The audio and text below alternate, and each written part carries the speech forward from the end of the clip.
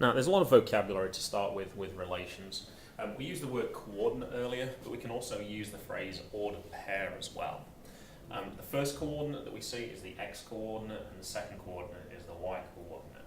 Now, the x-coordinate is the one that goes side to side, and the y-coordinate is the one that goes up and down. Now, there's also some associated vocabulary with this as well. So we refer to all the x values as the domain, and all the y values as the range. Now, when we're doing this, a set of orders paired is a relation. For example, if I give you this type of equation, there's actually 4 different ways that we can actually show this. So let's take a quick look at some of the different ways that we can do this. Well, certainly one way is we could do a table like we just did in the previous exercise.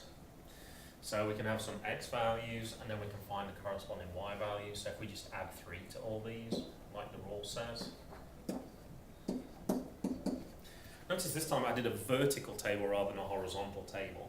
And that's actually quite useful because that links into one of the other types that we have as well, which is our mapping. So we just take each of the numbers and we show exactly how it goes to the other value by drawing an arrow to connect them. So these are like your inputs and these are like your outputs. We could also list the coordinates as well, and you can see very clearly how these match up from the table, or similarly how they match up from the mapping as well. And the fourth choice is, and this is what we were just doing a second ago, is we could graph this as well. So we would have a list of all these points. Now for this one I haven't necessarily joined them up because I'm just plotting the points that are in the table. So if it's an equation specifically, we probably could join those ones up.